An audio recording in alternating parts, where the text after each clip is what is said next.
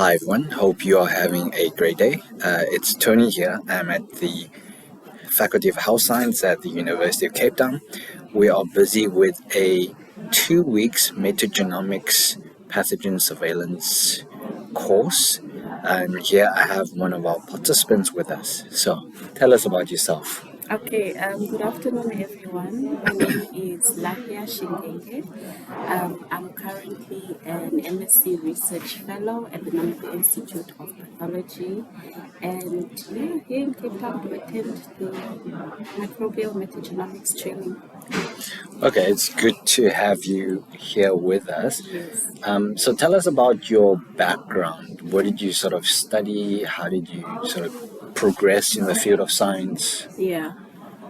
Okay, so my honors degree was in microbiology, and then I went on to do my master's by thesis, and this was based on medicinal plants or formulating or herbal formulations basically from medicinal plants, which had antimicrobial properties.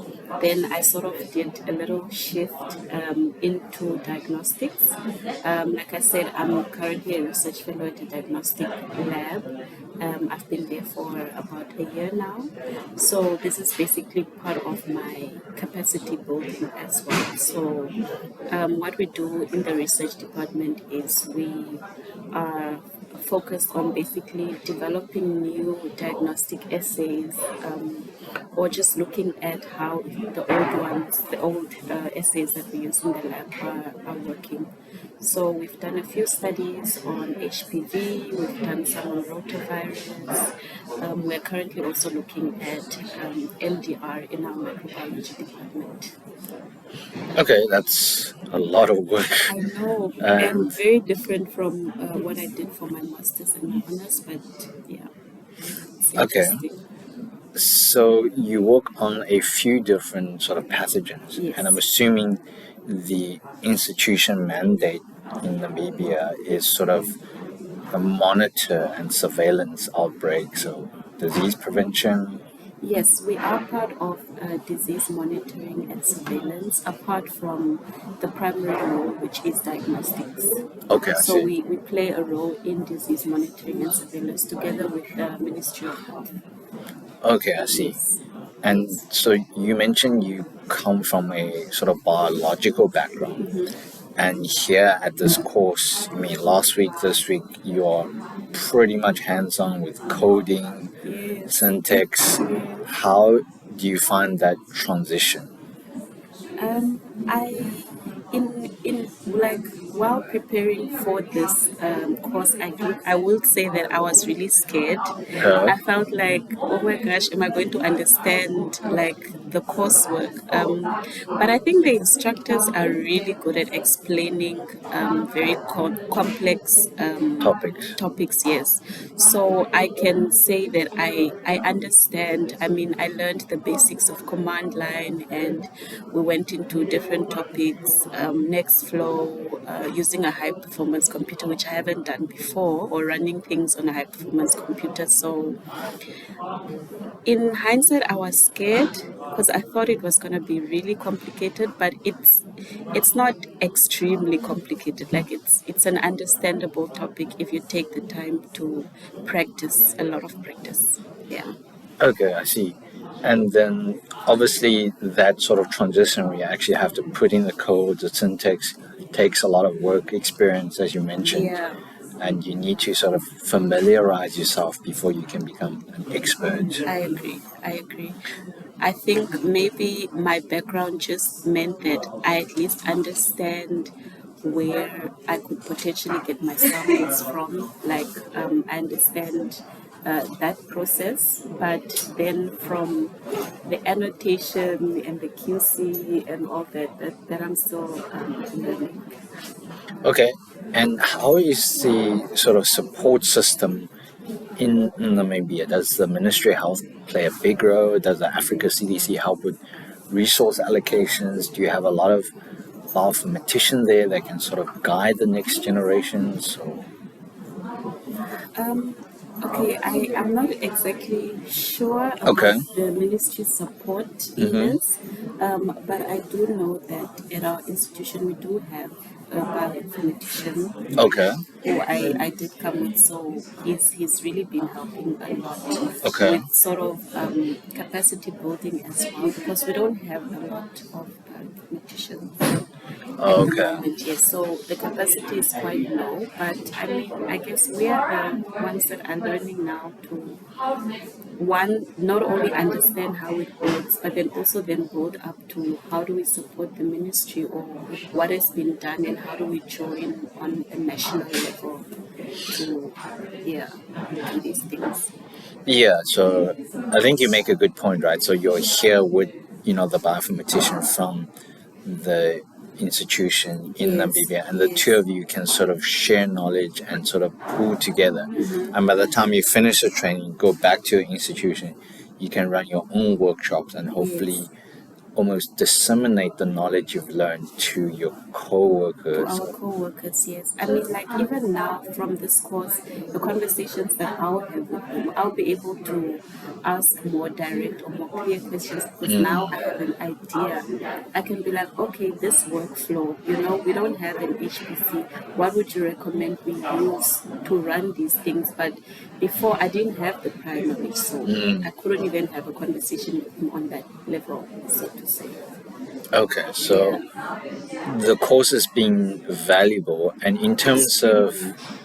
like, I guess more support, right? So if someone that's coming from undergrad in Namibia, they want to start on the path of bioinformaticians, and Yes. sort of how do they go about to do this? Like, what would your advice be for them?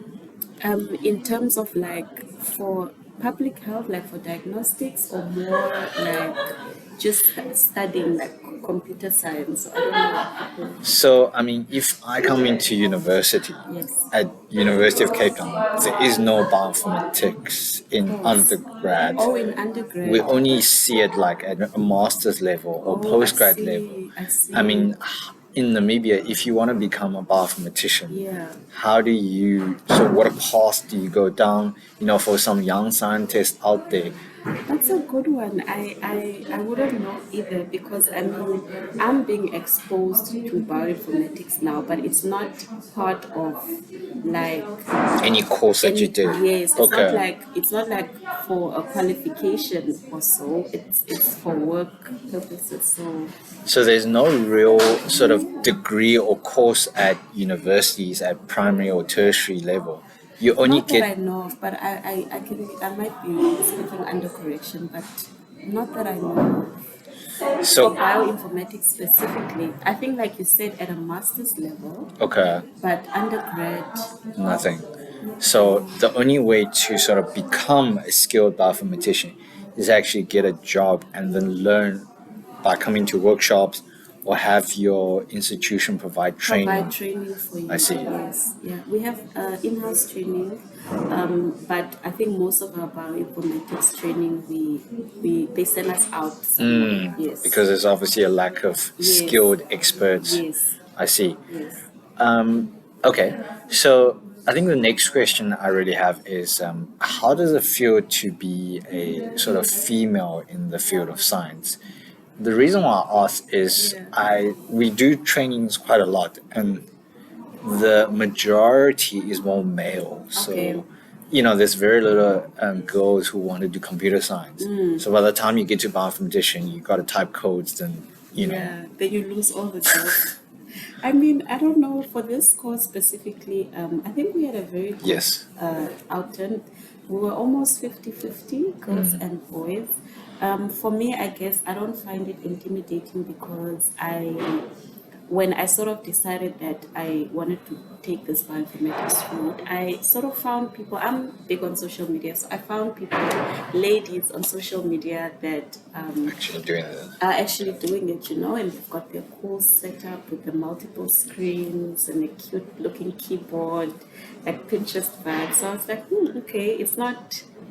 It may be hard, but it's not something that's impossible. Right. Okay. Yes. So I didn't come in thinking, oh my gosh, I'm a girl, I'm going to stick out or anything like that. No. So if you were to give, a high school girl who is trying to find her path, to whether go to university, what type of job to get, how would you sort of advise her? What type of challenges did you have to overcome that you can perhaps share with our younger audience to help them sort of make better choices? I think the one advice, okay, I would give myself this advice when I was younger, or Sure. say I was in undergrad, and there will always be that module or something that you think, it's extremely hard. I probably won't ever Mastered. master it. I know math.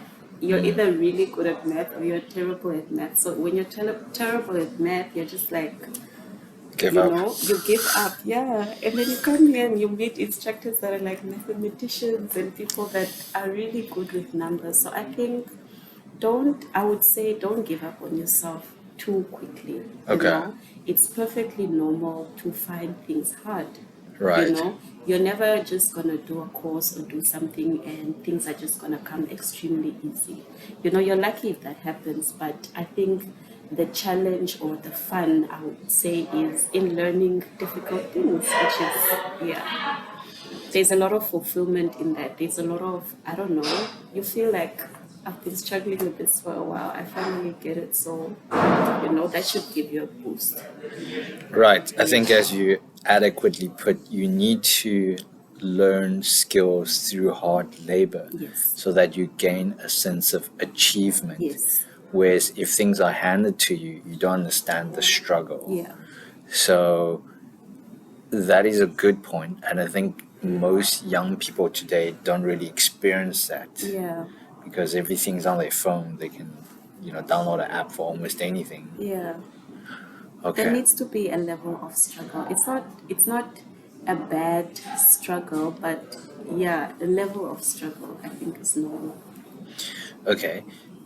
So, since the pandemic, that was about 4 years ago, we have seen the Africa continent really struggle with, whether it's COVID or mutations or different variants, Yeah. but also this concept of most institutions are under resourced, whether it's budget, experts, or machines. And what do you think can be done, whether it's Africa CDC or Ministry of Health, in each different countries, can be done to sort of improve the situation?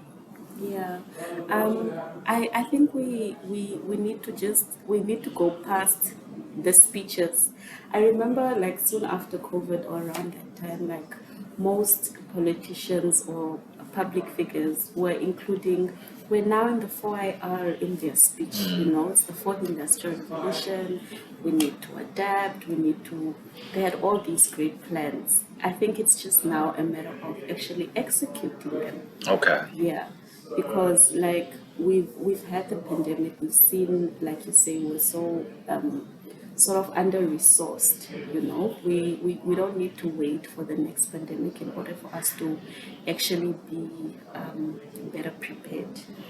So yeah, I think we just need to start walking the talk. That's what we need to start doing. Yeah, I think, as you adequately put it, people can't make empty promises. Yes. You have to put, as you say, the resources into the right topic, because pandemic preparedness is really essential. Yeah. And especially now with globalization, you jump on a flight, you can go anywhere. Anyway. So diseases are very readily, Yeah. transmitted. There's no restrictions. Okay. Yeah. As we sort of come towards the last bit of this interview, I sort of want to ask you, what do you see sort of the foreseeable future? You're a young female working in the field of science. Yeah. You talk about the fourth industrial revolution. We have about 3 months left in 2025. There's more and more emergence of AI. How do you sort of foresee this landscape change in the next, 3 or 5 years?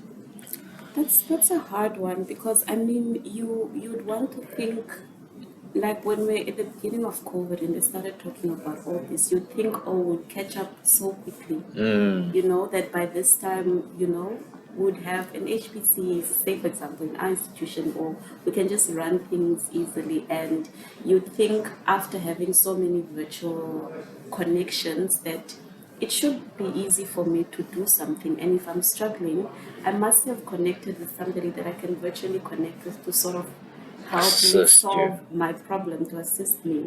But I don't know, it's happening at a much slower. I don't know if it's Paced. just me, but it's happening at a much slower pace. So it's very hard to predict where we will be probably in the next 4 years. Maybe where we thought we would be 4 years ago. I don't know. Okay, so So your advice is essentially for, whether it's government institutions or public health, to really give you the resources. yes, to give the resources, and then just to say that it's not too late to start learning some of these. It's not too late to start learning how to code. It's not too late to, start getting into some of these topics that we most of the time think that it's too complicated. Somebody else can, do it. So yeah, Okay, still learn the skill basically. no, it's a very good point. Yeah. Okay, no, thank you very much for your time. Thank you so much.